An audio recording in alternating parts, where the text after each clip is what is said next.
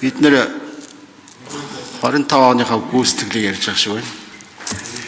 Тэгэд болж байгаа бүтэж байгаа юм шиг ингээд үзээд хараад явхад бол хэцүү л байна л да. Энэ жоохон засвал яасан. Одоо гадагшаа гаргаж байгаа түүхийн энэ боломж болцоо энэ үн ханшийн таатаа нөхцөлд улсын төсвийг гүйцэтгэлээр ингээд харах юм бол ард түмний амьдралтай зэрэгцүүлээд үүсэх юм бол үнэхээр тэнгэр газар шиг ялгаатай байна. За өнөөдөр одоо саяхан эсэлтийн ерөнхий шалгалтаа өгж байгаа хүүхдүүдийг л хар. Тэр одоо барьсан анги танхив тэр авж байгаа цалин та багш нараар ингээд заалгаад энэ хүүхдүүд чинь өнөөдөр нэг 3% нь тэнцэж штэ. 60-аас дээш оноо авчих. За өнөөдөр тэр энэ эрчим хүчнийхаа салбарыг хар. Өнгөрсөн жилүүдэд ямар их хүнд нөхцөл байдалд одоо үйлжүүлв. Цаашдаа ч одоо тэгээд нэг ажтайх юм амлах чадахгүй ингээд сууж байна. Энэ мөнгө төгрөгөө одоо хаашин зарцуулаад юу хийгээд ийм болгочод байт юм бэ? Одоо гадныхан тэгээ энэ хүмүүс ярьж штэ. Гэхдээ ийм одоо боломж олцоотой энэ улс орныг яаж ингэж хөгжүүлэхгүй ядуу ингэж амьдруулж чадаад байна. Үнэхээр чадаад ах шиг байна л да. Гэхдээ тэгээ одоо 50 оны ардын намын 50 оныхан хулгай хийгээл гараа явцдаг. 60 оных нь хулгай хийгээл гараа явцдаг. 70 оных нь хулгай хийгээл гараа явцдаг. 80 оных нь хулгай хийгээл гараа явцдаг. За одоо манай учрал сайт ч 97 биш 87 оных болов. За 90 оных нь гэж үзэж болох юм. За ингэ явчихна. Дараа нь одоо 2000 оных нь бэлэн байх юм уу яах юм? 2000 ингээд 2010 оных нь арай сургууль цэцэрлэгтэл явж байгаа байх л та арай болоогүй байх. Тэгэл дараагийнх нь ингээ манай үе сайхан болчихноо л гэдэг. Нэг иймэрхүү юмар аргацаагаад. За ингээд энэ одоо төрийн мөнгийг татвар төлөгчний мөнгийг төсөвдөөд 30% дотоодын нийт бүтээгдэхүүнийг улс дээрээ татаж ирээд төрийн өмчийн компаниуд дээрээ бас 30% татаж ирээд тэгээд цаана хэдэн уулуурхайн том компаниуд бүгдийг идэж уугаад ингээд энэ хувийн гүшилч орон зай байна уу байхгүй юу? За нөгөө мега төслөөч юу болсон бэ?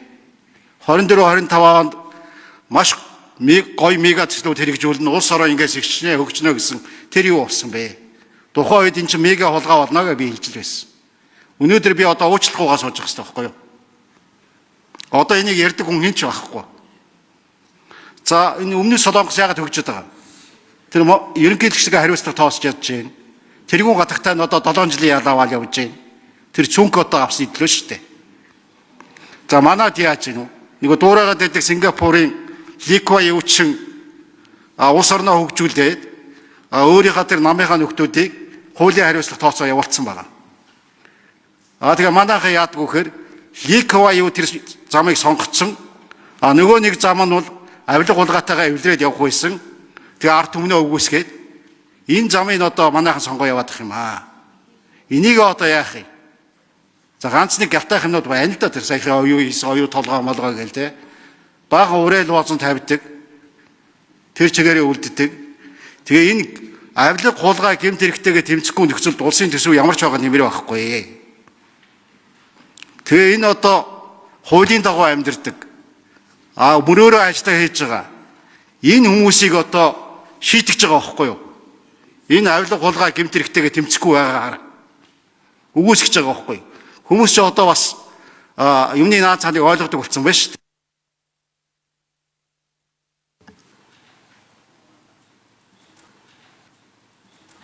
Тэгээ би 2016 оноос Гамбат гишүүнтэй парламент хамт сууж байна. Гамбат гишүүн бол 16 онд анх орж парламент орж ирэхдээ л 12. Би бол тантай 16 оноос байхгүй.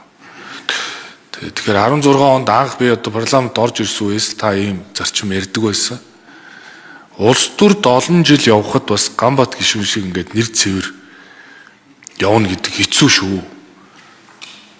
Нэр би бас энэ шинэ парламентын гишүүд хэлчихэ.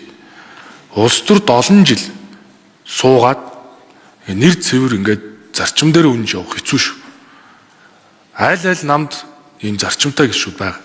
Гамбат гишүүн шиг олон гишүүдтэй байсан бол бид бол хулгаад ялагдахгүй байх байсан гэж би боддог. Энэ бол бас үнэн шин сэтгэлийн үг. Тэгээ Гамбааха би тантай уулзахдаа бас хэлжсэн. Би унаад босоод бас уруудж өгсөж яваа хүн. Надад бол одоогийн улс төрчидтэй хэнтэй ч ямар нэгэн хамааралтай бизнес, элдв бүлэглэлд нэгдсэн, элдв тендерт оролцсон юм байхгүй учраас намайг шүүмжилгээрээ сайндаа алиа бацсан л гэж ах шиг ба шүү дээ. Өөр сэдв байхгүй шүү дээ. Би чинь атман танихгүй. Би чин сэтгэлийн үг шүү дээ. 92 оныг та таних санаж гин үг. Би яаж санах юм бэ? Тэгтээ манай өнгөрсөн хугацааны бүх алдаа оноог засаж залруулсан, суур реформуудыг хийсэн, дуустгүй яриаг дуусгасан ерөнхий сайд байяа л гэж би хичээж байгаа. Тэр сонгуул зориулсан элдв одоо үг үйлдэл гаргадаг юм биш. Энэ асуудлыг томоор нь харъя. Бидний бас энэ залуу үеийн өөр болсон байна. Сая оюутлогоо хэлцээр дээр ч харагдаж. Им ашиг сонирхолгүй, зарчимтай, тооцоо судалгаатай, асуудлыг суурьаар нь хардаг, дэлхийн хилээр ширээний ард суугаад ярьдаг шинэ үеийн залуучууд энэ 17 жилийн хугацаанд төрж гарсан байна шүү дээ. Бид эдний дэмжлэгтэйгээр биднэрт ороонотож гэрээ хийсэн, сая оюутлогоо хэлцээрч ялж байгаа байхгүй.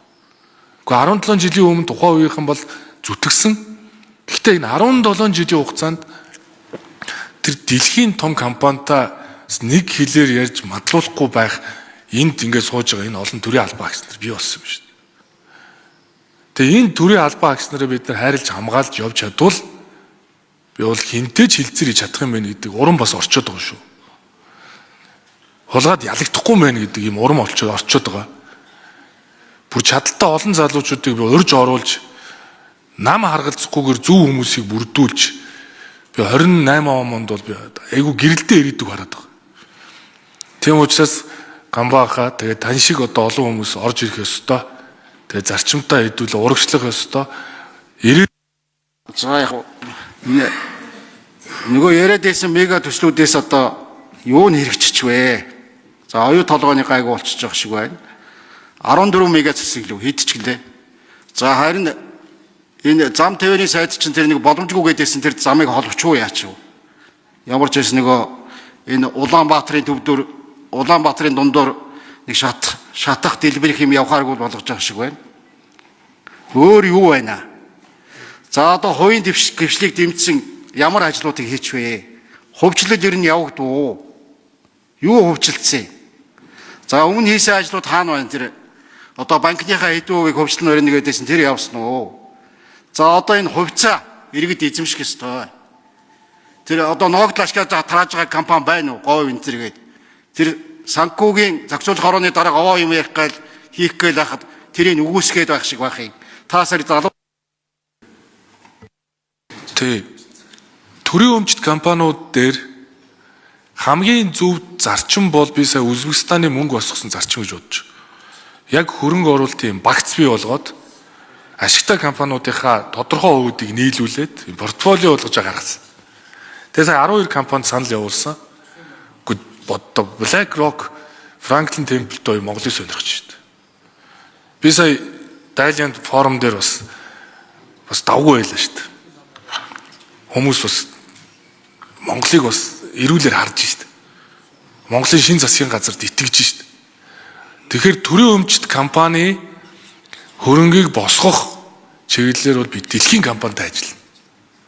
Тэгээ намар оруулж ирнэ. Тэгэхээр харин бас нэг гадных нэг оруулаад ирлээ гэд ирээлдээд эхлэх үедээ тэрэн дээр нь Гамбаахаа сайн хэлэхгүй бол бас ирээлчэд их штэ. Тэгээд төрийн өмчт компаниуд дээр сая нөгөө Чингис хаан баялагын сан болгосон. Тэгээ сая ингээ оюутлогын хэлцээр дээр явж гин. Дээрээс нь таныг би 7 сарын 7-нд засгийн газрын 100 хоног 100 чөлөөлт дээр нөгөө тайлангаа тавихад урьж гин. Тэрэн дээр бас дэлгэрэнгүй их сайхан яри. За эдийн засгийн эрхчлөөний хууль 100 хуулийн реформ хийжлээ. Одоо засгийн газар наадмын дараа 5 жилийн цуцгаан зөвшөөрөл 10 болж байгаатай холбогдуулаад эрсдлийн үнэлгээ суурлаад шууд 5 жилийн цуцгаан зөвшөөрлийг 10 жилээр сонгож өгнө. 41-ийн цуцгаан зөвшөөрөл энгийн болж байгаа. Шууд хийнэ. Хувийн хвшлээ дэмждэг шинэ үеийн соёл тогтсоо. Баялаг бүтээгч нараа дэмжинэ. Боддоор 100 хоногийн чөлөөлтийг хийсэ. Хиймэл оюунаар тендер явуулна гэж хуульчилсан шүү дээ. Сайн нөө 100 хууль дотор тэрийг явуулнаа. Ер нь хүний оролцоог багасгана. И бизнес амилсан. Ингээ явж байгаа.